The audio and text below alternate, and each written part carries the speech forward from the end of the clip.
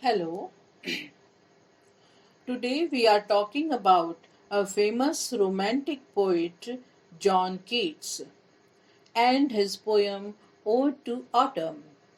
To Autumn is an ode written by John Keats in 1819. It is last of his six odes, which include Ode to Nightingale and Ode on Grecian Urn, which are some of the most studied and celebrated poems in English language. The poem praises autumn, describing its abundance, harvest, and transition into winter, and uses intense sensuous imagery to elevate the feeling beauty of the moment. To Autumn is the last major work that Keats completed before his death in Rome. Keats in 1821, where the 25-year-old Keats succumbed to tuberculosis. After this introduction, we come directly to to analyze the poem Ode to Autumn.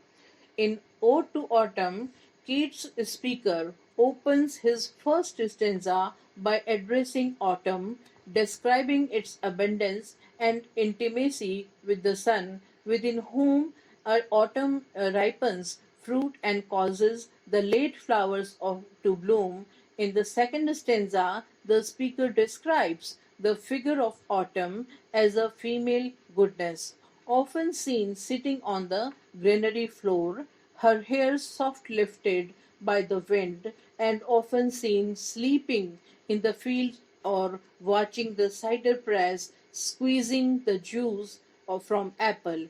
In the third stanza, the speaker tells autumn not to wonder where the songs of spring have gone, but instead to listen to her own music. At twilight, the small games hum among the river shallows, and the willow trees lifted and dropped by the wind, and full grown lambs bleat from hills, and cricket sings, robin whistles from the garden, while swallows, gathering for the coming migration, sings from the skies.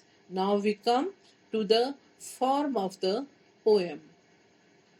Like the Ode on Melancholy, to Autumn is written in three stanza structure with a variable rhyme scheme.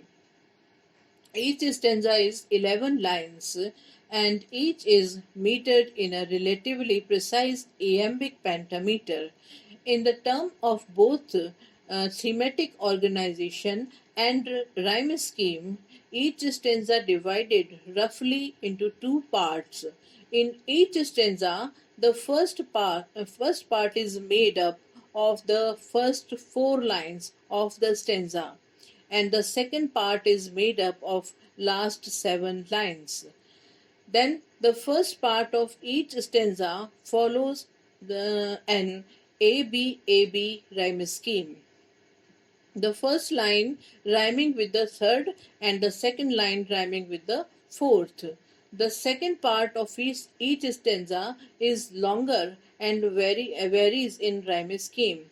The first stanza is arranged C D E D C C E, and the second and the third part of each stanza are arranged in like C D E C D D E.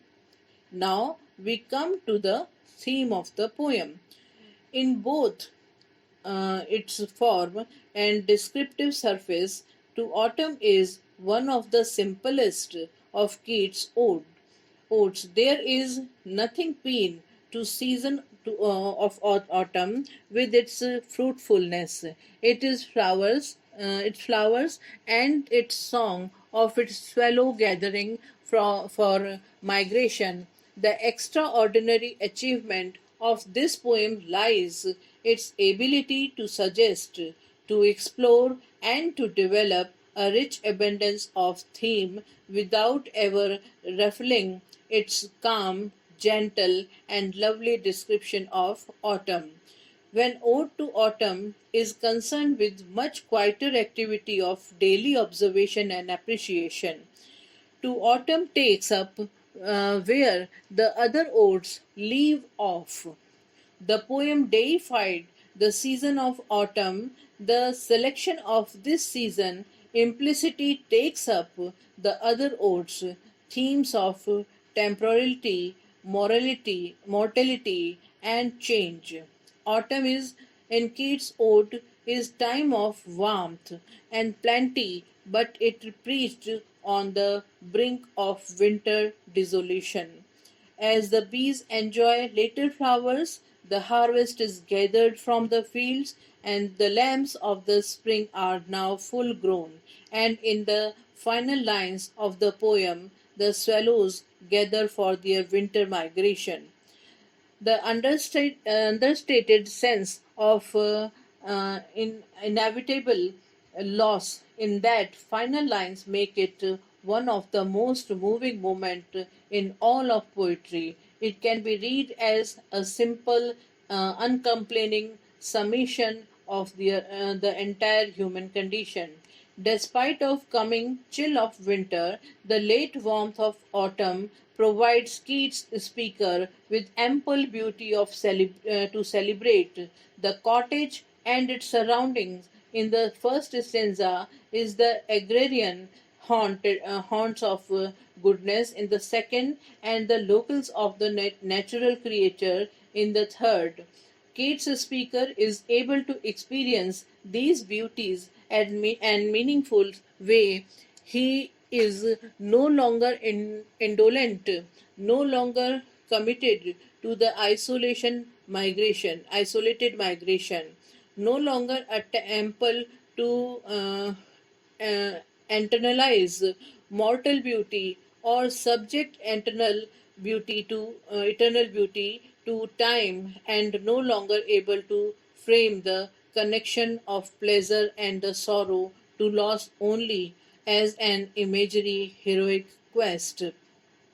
Finally, we can say that Keats personified autumn and presented it as a country woman to convey the idea about autumn's occupation. Throughout the poem, Keats continues personify autumn. This is the literal example of personification. Autumn has head, hair, and body like a person. Thus, the poem is really a masterpiece of Keats' writings. Here, I must say that this Ode to Autumn is a unique poem, a unique example of personification and sensuousness. Thank you.